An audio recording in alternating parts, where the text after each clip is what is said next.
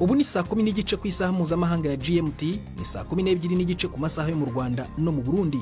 Muri studio muri kumwe na Prudence Ngiyumva.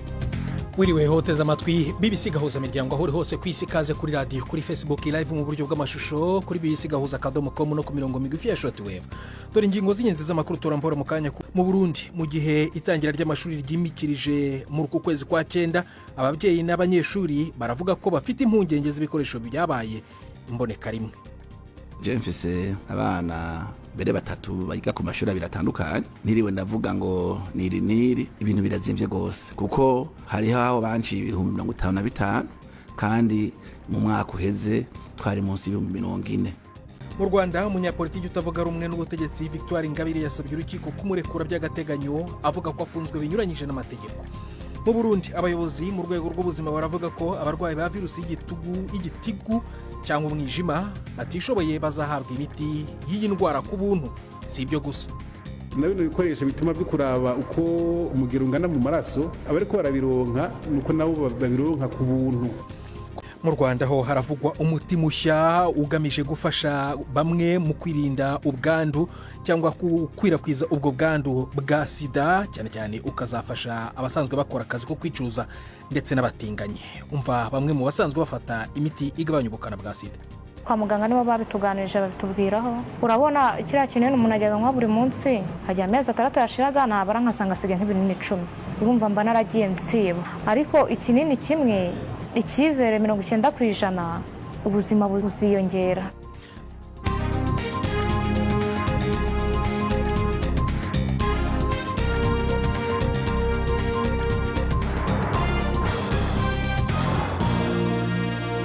Makuru arambuye tuyahere mu Rwanda, ho kugerageza kugabanya ubwinshi bw'imanza n'ikiguzi kizigendaho mu kubaburanyi. Urwego rw'ubutabera rusaba abantu kwiyambaza inzira z'ubwumvikane nka bumwe mu buryo bwo gukemura amakimbirane, aho kubanza buri gihe kujya mu nkiko. Byatangajwe mu muhango wo gutangiza umwaka w'ubucamanza.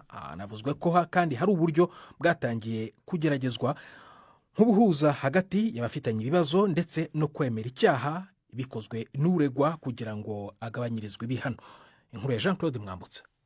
Mu muhango wo gutangiza umwaka w'ubucamanza, abakuriye uru rwego bagarutse ku bwinshi bw'imanza mu nkiko, rimwe na rimwe izakiriwe mu mwaka umwe zikambuka mu wundi zitaburanishijwe. Ibi kandi bikaba mu gihe hari ihame ry'uko ubutabera budatangiwe igihe busa n'ubudatanzwe, ngo hariho nyamara inzira zageragezwa ibibazo bigakemuka bidatinze mu nkiko. Uyu ni Angelique Habyarimana, umushinjacyaha mukuru wa Repubulika. Nko guca hazabu aho biteganywa n'amategeko, cyangwa se kumvikanisha uwahohotewe n'uregwa, ubwumvikane burebana no kwemera icyaha, aho ubushinjacyaha buhabwa amakuru arebana n'icyaha cyakozwe, hanyuma bikitabwaho igihe cyo kugena igihano. Ubu buryo buracyari bushya, ariko ngo bwatangiye kugaragaza ko buzatanga umusaruro, bugabanye imanza mu nkiko, dore ko hakunze kuvugwa iz'ibirarane zambukiranya imyaka kubera ko zabaye nyinshi. Madame Domitire Mukantaganzwa ni umukuru w'urukiko rw'ikirenga. Imanza 3166 zakemuwe hakoreshejwe ubuhuza, naho imanza 11846 z'inshinjabyaha zakemuwe hakoreshejwe ubwumvikane bushingiye ku kwemera icyaha hagati y'ubushinjacyaha n'uregwa. Leta y'u Rwanda ivuga ko ubu buryo bwo gukemura ibibazo hatabayeho urubanza ngo bugiye kongerwamo imbaraga, izigera imbere y'umucamanza zibe nkeya, ndetse bibe byagira n'uruhare mu kugabanya ubucucike mu magereza akunze kunengwa kwakira umubare urenze ubushobozi bwayo. Ibi ni ibyemezwa na Emmanuel Ugirashebuja, Minisitiri w'Ubutabera. Abanyarwanda barakangurirwa kugira umuco wo gukemura ibibazo mu bwumvikane badasiragiye mu nkiko. Kuva mu mpera z'umwaka wa 2023, aho urwego rw'igihugu rw'ubugenzacyaha RIB rwahawe ububasha bwo gukora ubuhuza hagati y'ukekwaho icyaha ndetse n'uwakorewe icyaha, imibare y'imanza zikemuka muri ubu buryo nayo yariyongereye, aho mu mwaka wa 2024-2025 wonyine hakemuwe imanza 2680 ku rwego rw'ubugenzacyaha.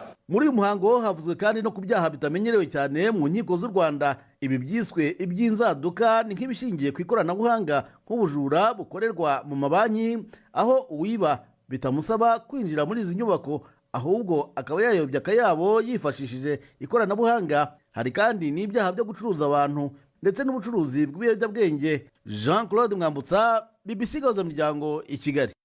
Murakoze Mwambutsa. Tuve i Kigali tujye i Buruseli, aho Fortune Gaëtan Zongo, impuguke ya Loni mu rwego rw'uburenganzira bwa kiremwamuntu, avuga ko ihonyorwa ryabwo rikomeje mu Burundi.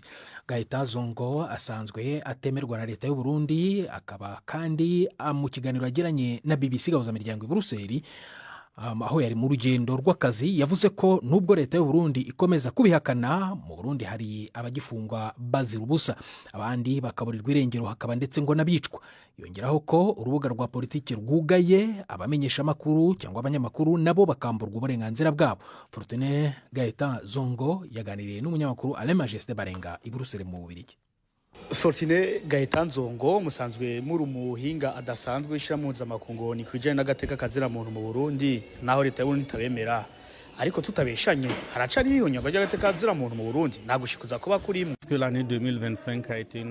umwaka wa 2025 oro w'amatora. Twarabonye uburenganzira bwa muntu busubira inyuma, cyane cyane hageze ibyo kwitaba amatora.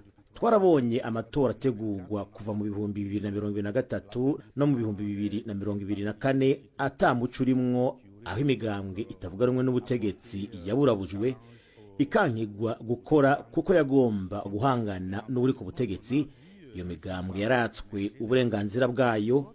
Inkurikizi nuko twabonye ko habonetse umugambwe umwe ku rubuga. Icyakurikiye mwarabibonye, habonetse inama nshingamateka na nkenguzamateka ziganziwe n'umugambwe umwe. Ivyo biraboneka ko uburenganzira bwa politike bwanigiwe mu menshi. Novuga ko atamatora yabaye vy'ukuri, kwabaye gukurikiza ibwirizwa, kuko harabatswe uburenganzira.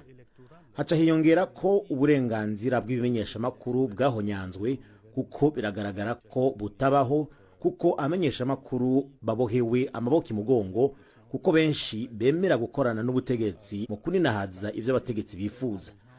Abatabishoboye barahunga igihugu. Nukuri ntaguhenze, ndibinyamakuru bike vyigenga bisigaye mu gihugu. Ariko ivyo ntimurenza akarimbi mubikurahe, byanditse he, biri hehe, mwisunga iki? Ahantu bovuga ko ari imvugo ndeza rugero y'amara. J'ai vu un journal qui a titré. Narabonye ikinyamakuru mpuzamakungu cavuze ko Uburundi ari igihugu ca mbere gishonje ku isi. Narabonye icegeranyo kivuga ko Uburundi ari igihugu kiri mu vya mbere bikenye ku isi, kandi n'ivyegeranyo vyizewe.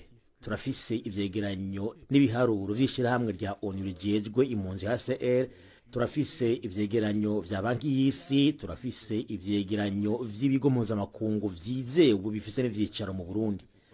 Biraboneka ko imvugo ya leta atari yongero, kuko biragaragara ko hahonyanzwe vyeruye uburenganzira bwa muntu bikorwa n'inzego z'igihugu, kandi harahonyanzwe agateka kazira muntu, kandi birabandanya n'ubu.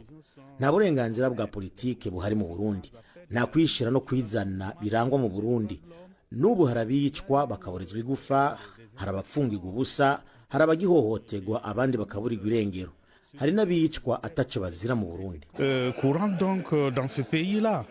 Ariko nubwo mubivuga gutyo, leta y'u Burundi ivuga ko mwebwe murabangushi ivyo muvuga bitagira ishingiro, bakamira ku ivyo muvuga. Ubona barira rusema y'amara. Bon, c'est sûr que l'auteur d'une infraction tant que biroroshe guhakana iyo wagirizwe icaha, ariko ibigaragara mu bisata nka vyose, muri politike, mu butunzi, mu magara y'abantu, mu vy'abantu bafungura, eka mbere n'uburenganzira mu kazi burahonyangwa. Abarundi barabuze ivyangombwa bafitiye uburenganzira, aho wocuhakana ngo nta burenganzira buhonyangwa yemwe.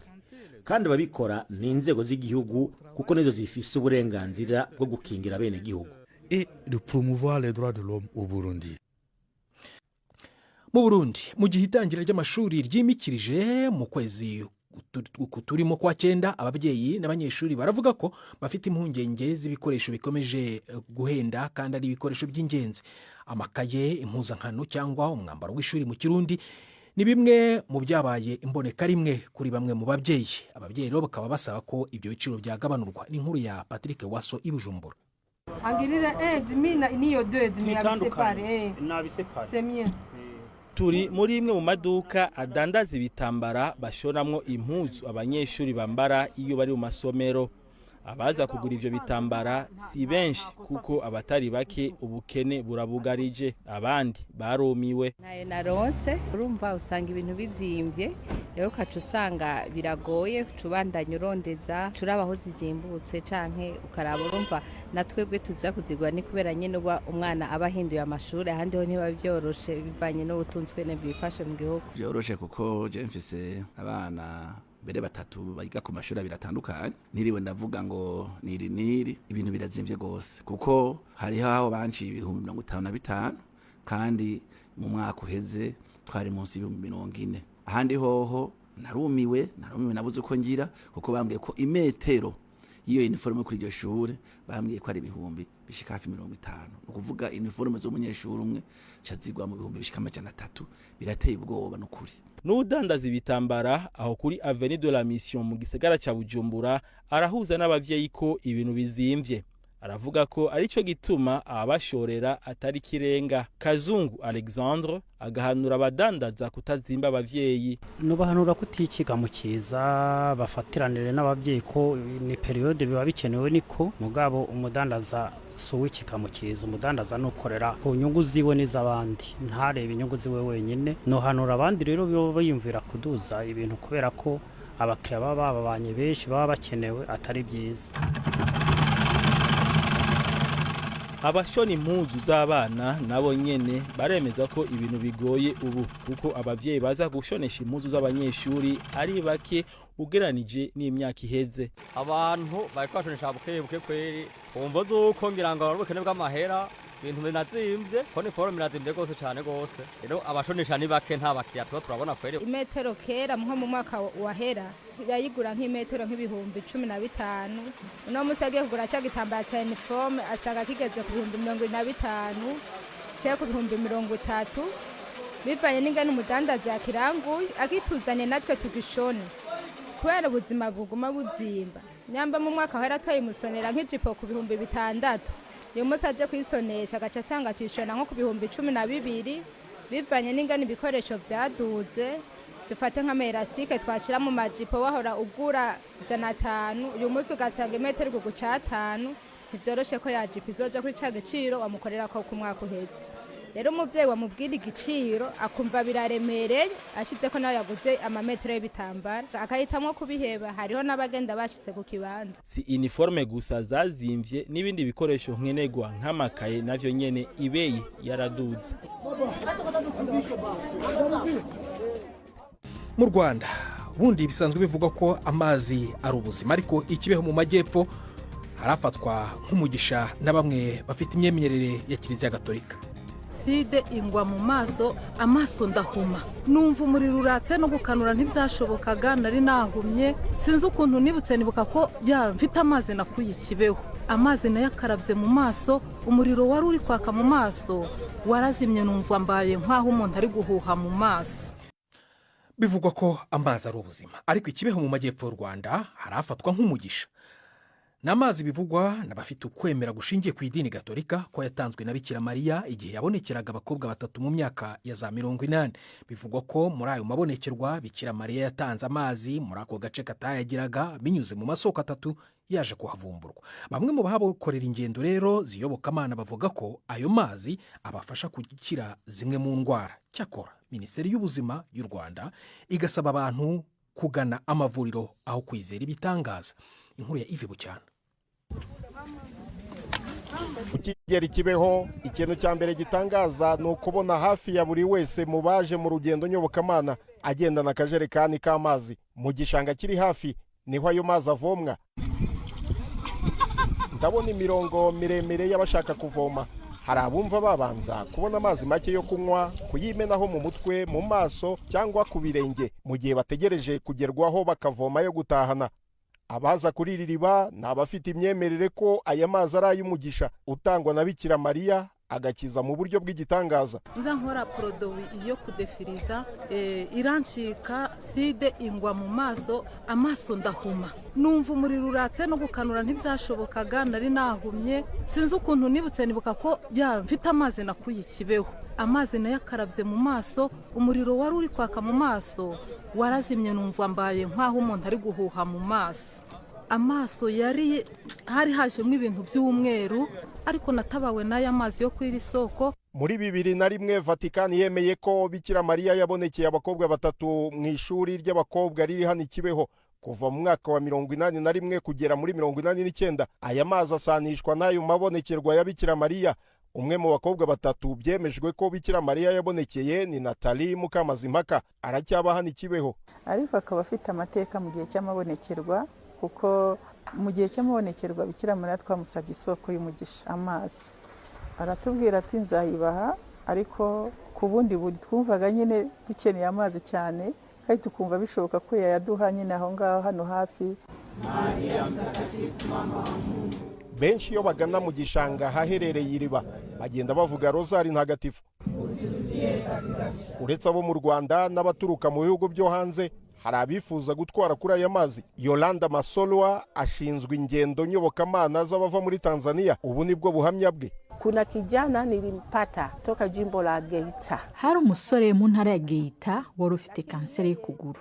Gusa no mu Protestanti ntabwo ari umugatolika. Twaramuzanye hano Kibeho turamubwira tuti amasengesho yacu no gusaba kuko we ni mama w'Imana yumva ibibazo by'abantu bose ku isi.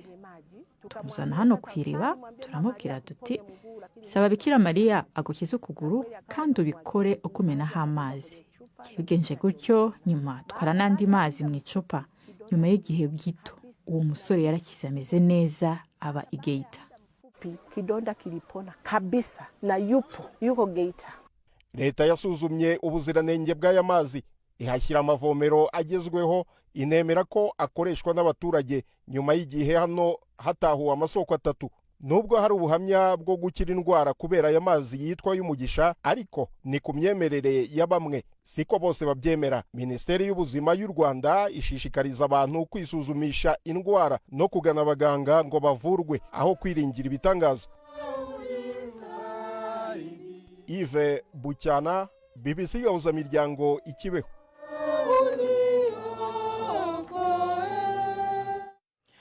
Tunyarukira Igitega ku nkuru ya Diane Ndayishimiye umubyeyi w'abana 4 n'umwe mu bakenyezi biyemeje kujya mu mirimo yamye ifatwa nk'umuziro ku gitsina gore. Atwara imodoka nka taxi mu ngendo ndende kandi yemeza ko bimutungiye umuryango, ariko ngo ntibyari byoroshye kandi biracyarimo ibibazo. Inkuru ya Miss Karihungu, Igitega mu Burundi. Aha naho bita ku masanganzira ku gituro c'imiduga yunguruza abantu ibakura ku mugwa mukuru wa politike Igitega ibacana mu burere butandukanye bw'u Burundi. Ubwo ruyogoyogo n'ubw'abashoferi bariko bagwanira abakiriya mu kubaresha, baraheba bakabatwaza n'imizigo. Imwe mu miduga ihije gushikana abakiriya igendeshwa n'umukenyezi umwe mu nkehwa z'abagore bakora umwuga wo kunguruza abantu n'ibintu mu Burundi.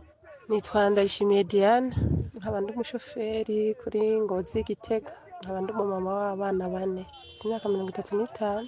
Diane Ndayishimiye avuga ko agitangura uwo mwuga mu kibano batavyakira neza, ariko inyuma y'imyaka hafi 6 awukora ibintu byarahindutse. Aka kazi nakiyumviriye kubera ko je nari nabuze ikindi kintu nokora, cyane igira inama yo gukora akazi abandi bakenyezi badakora, ndagakora uko kari kose. Mu kibano ubu barabimenyereye, byari bigoye ngitangura, niho barabona kumenga ngiye mu ngeso mbi, bakavuga ati kubaka birananiye ngiye mu buhumbu. Ariko ubu barabimenyereye, ahubwo bamwe babura imodoka, hariho n'ababiri maze kwigisha bazi imodoka hari abadamu, ubu barabihurumbira cyane, nabo baca bashaka kumera nkanje nyene, mugabo bakabura ababaha imiduga ngo baze gukora. Abashoferi b'abagabo bakorera kuri iki gituro gikuru cyo mu gisagara ca Gitega bavuga ko bakibona Diane bibaza ko atazashobora gukora aka kazi kubera ari umugore, ariko ubu baramushingira intahe. ni umukenyezi akerebutse rwose mu bakiriya ni umuntu ari kirere rwose ariko arahiga abakiriya arabanguka rwose ukabona ko ariko araja ijya n'indi modoka akayuzuza oya ntibatinya bararimbutse bari kubera bagira ubwoba bwa mbere nayo ubu baramumenyereye rwose kubera agakunze igihe kirekire uwo mushoferi w'umukenyezi ni umushoferi ashoboye ni gukaya na kujya kuntu dukaribisha abakiriya nta muntu ashobora kumutwara umukiriya ari hafi akazi mbona agakora nyine nk'abandi agakora neza nta ngorane n'imwe. Diana avuga ko ari umwuga utoroshe kandi usaba kwitanga. intambamyi zirimo nka jewe ndubatse hama nkaba ngiye gukora aka kazi mfise n'abo bana bigace bisaba ko ntaha kare ubu rero ata n'ibitoro bihari umuntu usanga agiye nko kunywesha hanze y'igihugu bice bisaba ko mbashika mw'ijoro bwije hanyuma izindi ntambamyi zihari urabizi ndi umuntu w'umukenyezi nkorera mu bagabo nk'aba usanga biriko birangora cane kubera ko nyene baca bazanamo n'ibintu vy'inguvu kuko gupakira umukiriya umwe hari igihe usanga umwe akwega uwundi akwega nyene usanga bitoroshe. Nubwo biruko aremera ko kano kazi kamuronsa uburyo bwo kwikenura agasahiriza umuryango. Karantungiye umuryango kuko nk'iyo ndiko ndakora birashika ugasanga naronse amafaranga ntibisabe ko ndinda kuja kwaka amafaranga uwo twubakanye ngo nje kurondera raje bice bisaba nyene ko nanje ntamba ndakora muyo narose kare ngitangura narakora ituro zibiri mugabo nk'ubu ubonye ko ndafise umwana mutonyi nkora ituro imwe ubu nyaramaze imyaka 2 n'igice kuva rero avutse nico gihe naciye ntangura kuza ndakora ituro imwe kugira ngo ntahe hakiri kare. Dushire hamwe ishyirahamwe riharanira agateka k'iterambere ry'abakenyezi riratera intege Diana Ndayishimiye. Claudine niyo nizigiye rirongoye asaba abandi bakenyezi gukura amaboko mu mpuzu bakiyungunganya. Umukenyezi yatahuye yuko umukenyezi ari inkingi y'urugo, umukenyezi ari umuntu afise uruhara rudasanzwe mu muryango, kandi ndamushimbira cyane kubona yarashobojwe kwiyumvira yuko yokora igikorwa nk'ico. Kumbura abakenyezi bumva ko bokwicara bakabasinda bibazwa nibaza yuko basizwe n'iterambere canke n'amajambere. Ubu uko tubibona hari ubukene, amafaranga jewe sinzi ko mbona nabi umenga aragoye mbega jeho amariki umuntu agura iki akoresha iki muri ubu buzima bugoye. Je ntera kama umukenyezi wese araba ikintu yokora naho coba gitoya aterera agira uruhara kugira ngo ubutunzi bw'umuryango bwiyongere cyangwa bashobore kubaho. Uko iminsi igenda niko bigenda bimenyerwa buke buke mu Burundi ko abagore bashobora gukora neza umwuga canke imyuga kera yafatwa nk'iy'abagabo. Amisi Karihungu, Igitega. Abakozi ba ONU bakora iperereza baravuga ko inyeshyamba zo mu mutwe wa M23 bivuga ko zishyikiwe n'u Rwanda ndetse n'ingabo za leta ya Kongo n'imitwe yitwaje intwaro bakorana bose bakoze ibyaha bikomeye byibasira inyoko muntu mu burengerazuba bwa Repubulika ya Demokarasi ya Kongo. Icyegeranyo gishya cy'isira rya ONU ryagiye kureba uko ibintu bimeze kivuga ko habayeho ubwicanyi bunyuranije n'amategeko, ugusahura n'ibikorwa by'urugomo rushingiye ku gitsina byabonetse henshi mu ntara ya Kivu ya ruguru. Ni inkuru ya Richard Kagoe mugezwaho na Prime Ndikumagenge. Nubwa mbere ONU ivuze yuko amabi yakorewe mu buseruko bwa Repubulika ya Demokarasi ya Kongo ashobora kuba ari ku rugero rw'ivyaha bikorewe zina muntu. Umukuru w'urwego rwa ONU rujejwe uburenganzira bwa muntu Volker Turk yavuze ko yatewe ubwoba n'ibiri mu cegeranyo, acasaba yuko haba amatohoza kugira abakoze ayo mabi bayabazwe. Abakoze amatohoza basuzumye uko impande zompi zananiwe no gukingira abanyagihugu b'abasivile bari bahungiye ku mashure n'ibitaro, cane cane igihe abagwanyi ba M23 bigarurira igisagara ca Goma. Ico cegeranyo kivuga kandi ko abitwaje ibigwanisho ingabo z'u Rwanda zabahaye inyigisho zongera zirabashigikira mu buryo bw'ingene barwana urugamba. Leta ya Kongo na M23 baherutse gushira umukono ku vyiyumviro ngenderwako mu kwezi kw'indwi ku buhuza bwa Qatar. Bari biyemeje gutangura ibiganiro vy'amahoro mu kwezi k'umunani, ariko iryo sango ryararenganye. Mu Rwanda aho umunyapolitiki utavuga rumwe n'ubutegetsi Victoire Ingabire yasabye urukiko rwisumbuye rwa Nyarugenge kumurekura by'agateganyo avuga ko afunzwe binyuranyije n'amategeko. Urukiko rw'ibanze rwa Kicukiro yari yiyambaje ku ikubitiro rwatesheje agaciro ikirego cye, rutegeka ko akomeza gufungwa by'agateganyo mu gihe ategereje iburanishwa mu mizi. Ariko Madame Ingabire avuga ko gufungwa birenze itariki ya 17 z'ukwezi kwa munani gushize yarangije iminsi 30 y'igifungo cy'agateganyo binyuranyije n'amategeko. Inkuru ya Jean Claude Mwambutsa i Kigali. mu rukiko rwisumbuye rwa Nyarugenge Ingabire Victoire yari kumwe n'abunganizi batatu bose b'abanyarwanda barimo na Gatera Gashabana bamaranye igihe. Kuri iyi nshuro ntacyo Ingabire yavuze mu rukiko, ijambo yarihariye abamwunganira mu mategeko gusa. Gatera Gashabana wabimburiye abandi yanenze urukiko rw'ibanze rwa Kicukiro rwategetse ko Ingabire aguma muri gereza rwirengagije ko igifungo cy'agateganyo yarimo cyari cyararangiye. Yavuze ko guhera ku itariki ya 18 z'ukwezi kwa munani Ingabire afunzwe byirengagije amategeko kuko iminsi 30 yo gufungwa by'agateganyo yarangiye. Ubushinjacyaha ntibwasaba ko yongerwa kandi ntibwanamuregera urukiko rwagombaga guca urubanza mu mizi. Ubushinjacyaha nabwo bwemera ko bwatanze ikirego iminsi 30 yararenze, ariko ko umunsi wa nyuma wageze ari ku cyumweru kandi uyu ukaba ari umunsi w'ikiruhuko. Umunyamategeko Felicien Gashema nawe wunganira Ingabire we yanenze ubushinjacyaha ko bwirengagiza ko bufite n'inshingano zo kurengera Ingabire kandi nawe ari umunyagihugu. Aha yanengaga ko bwitwaza ko igihe cyageze ku munsi utari w'akazi, ati iyo bataza kwirengagiza ko bafite inshingano no kuregwa baba baratanze ikirego ku munsi w'akazi ariko igihe kitararenga.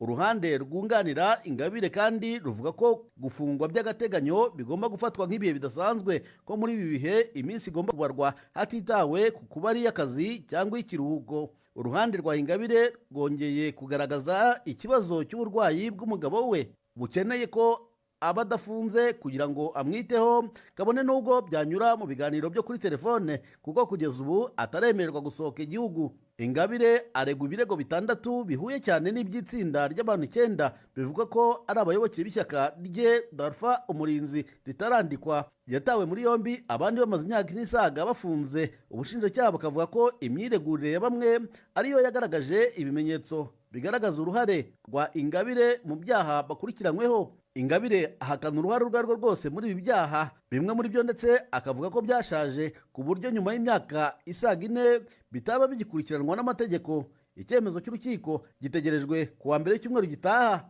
Jean Claude Mwambutsa, BBC Gahuza Miryango, i Kigali.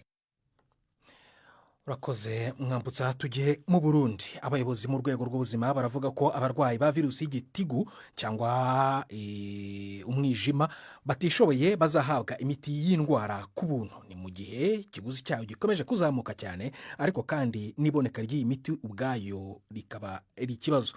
Amashyirahamwe yabiyemeje kurwanya izi ndwara rwishi mu gihugu ari kwigisha abaturage muri iki gihe ububi bwazo n'uburyo zifata. Yo asaba ariko ko abazirwaye bose bakwiye gufashwa na leta. Inkuru ya Patrick Waso i Bujumbura.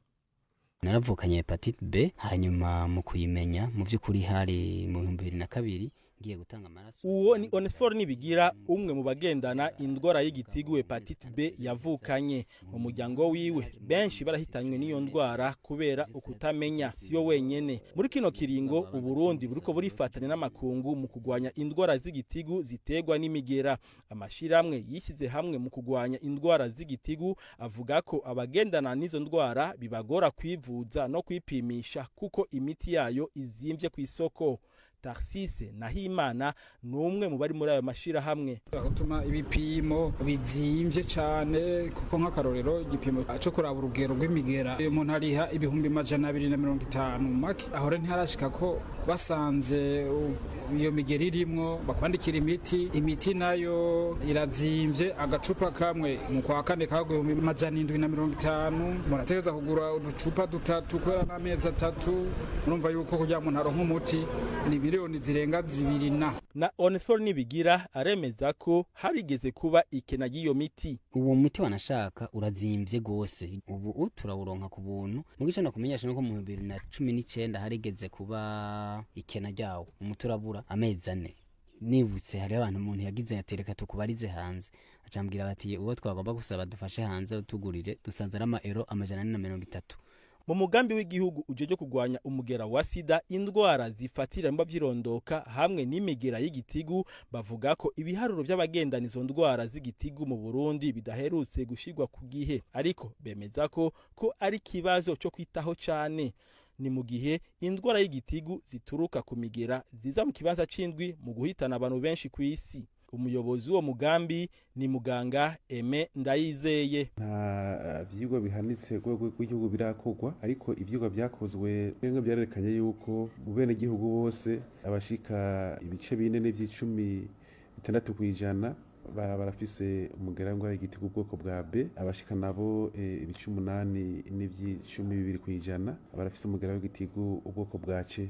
Abandanya avuga ko leta igiye kwitwarika abagendana izo ndwara z'umugera w'igitigu mu kugira kigoro ko kuvuza abafise amikoro make. Ihangiro nuko abafisa mikoro make bashobora kuronka iyo miti vyoroshe. Mwarumvise ko iyo miti yaciye ihera n'ingoga. N'indere izoza tuzosura turabe mbega n'abahebe n'igirwa bafisa mikoro make bafise iyo ngwara kugira ngo bari bo bambere bayironka kandi bazoyihabwa ku buntu. Na bino bikoresho bituma vy'ukuraba uko umugero ungana mu maraso abariko barabironka nuko nabo babironka ku buntu. Amashirahamwe y'abagwanya izo ndwara bagasaba ko abazigendana bose bokoroherezwa. Patrick Waso, i Bujumbura.